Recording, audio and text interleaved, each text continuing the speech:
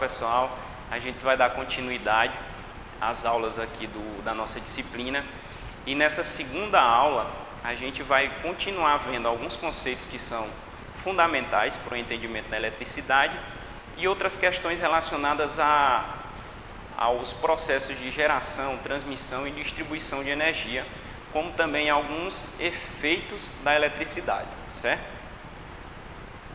Mais dois conceitos que são necessários que nós tenhamos entendimento é o de corrente contínua e corrente alternada. A gente viu lá na aula passada que corrente é o fluxo ordenado de elétrons.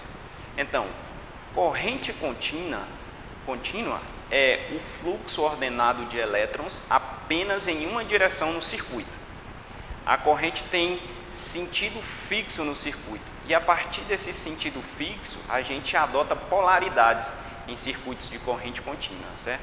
E as principais fontes que produzem esse tipo de corrente são as baterias, as pilhas, temos também os módulos fotovoltaicos que produzem energia e corrente na forma contínua, certo? E a corrente alternada, ela, como o próprio nome já diz, ela alterna de sentido dentro do circuito elétrico. Ela é uma corrente que ela não tem um sentido fixo, ela tem um sentido de ida e volta. Ela alterna a direção do seu fluxo dentro do circuito elétrico. Os principais geradores de energia em corrente alternada são os geradores de usinas hidrelétricas, de usinas térmicas, usinas eólicas e por aí vai. São várias formas que nós temos de gerar esse tipo de energia. E temos também equipamentos que são capazes de fazer a conversão de uma energia em corrente contínua para uma energia em corrente alternada e vice-versa. E assim, para que nós possamos usufruir de todos esses benefícios que a eletricidade nos produz, como a luminosidade, o ar-condicionado, o resfriamento, a geladeira, o fogão elétrico, essa energia, ela atravessa, digamos assim, três grandes processos que nós vamos tentar detalhar um pouco aqui para vocês, que são o processo da geração de energia, transmissão de energia e distribuição de energia, certo? A geração de energia, ela é o processo responsável por fazer a conversão da energia primária em energia elétrica. E aí a gente tem que se atentar a esse termo, que o termo é conversão, não é criar energia, é converter um tipo de energia que já existe na natureza para a energia elétrica. E essa conversão, se a gente pega a hidrelétrica, a gente tem a conversão da energia potencial, lá dos reservatórios, que tem aquele acúmulo de água, e aquela energia potencial é convertida em energia elétrica. Se a gente pega a energia eólica, ela faz a conversão da energia cinética dos ventos em energia elétrica. E se a gente pega também a energia solar fotovoltaica, ela faz a conversão da energia da radiação do solo através do efeito fotovoltaico também em energia elétrica.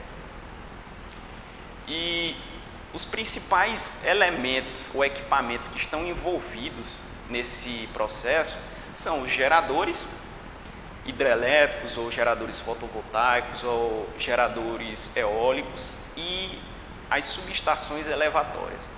As subestações elevatórias, elas fazem parte do processo de geração com a finalidade de aumentar o nível de tensão da geração. Aumentar esse nível de tensão para viabilizar a transmissão de energia. E a matriz elétrica brasileira, ela é predominantemente renovável. Estamos aí na frente, destacado em relação ao mundo, na produção de energia renovável.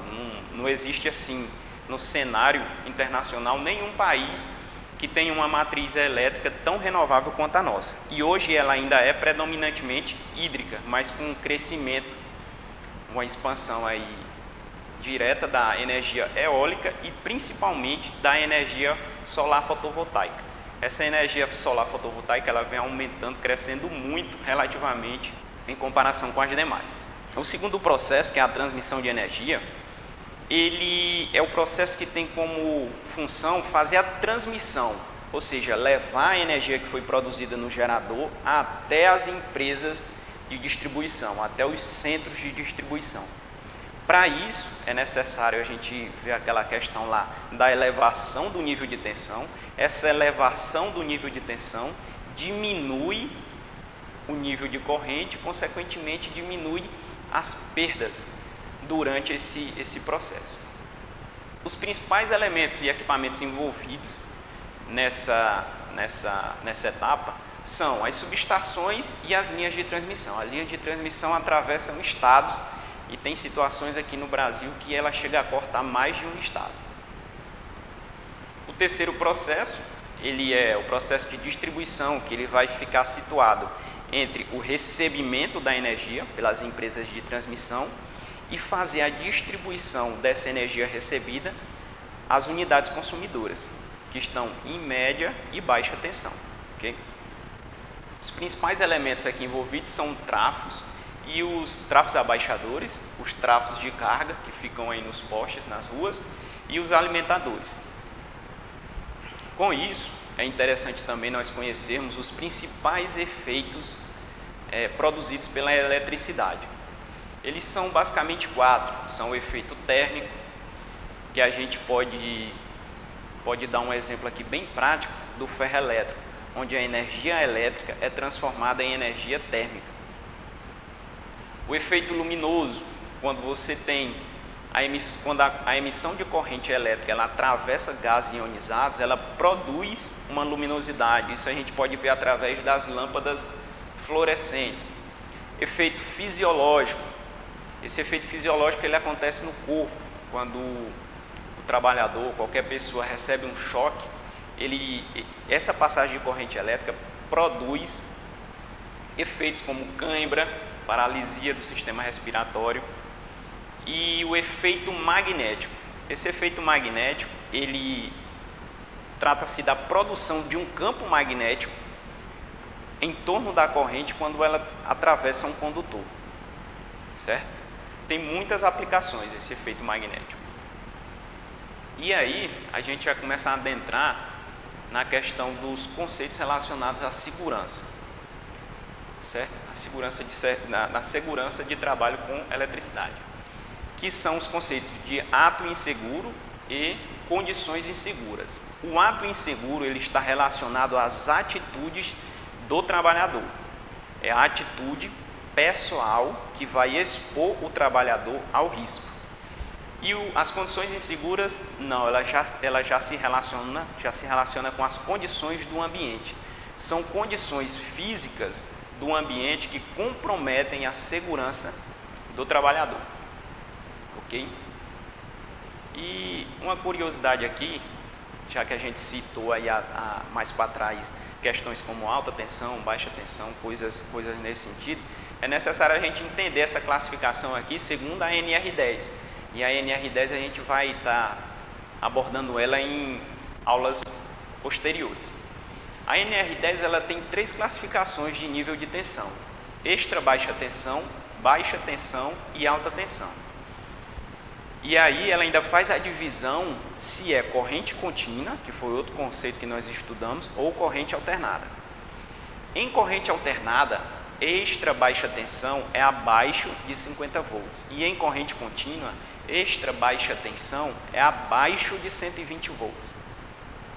Baixa tensão em corrente contínua, em corrente alternada, ela fica entre 50 volts e 1000 volts. Baixa tensão em corrente contínua fica entre 120 e 1500 volts. E alta tensão em corrente alternada é acima de 1000 volts e em corrente contínua fica acima de 1500 volts. É interessante a gente ter noção desses conceitos porque eles também são importantes. Bom, por aqui a gente encerra a segunda aula e daremos continuidade às próximas etapas do curso nas aulas seguintes, onde a gente vai tentar abordar todo o conteúdo que está disponível na apostila. Ok?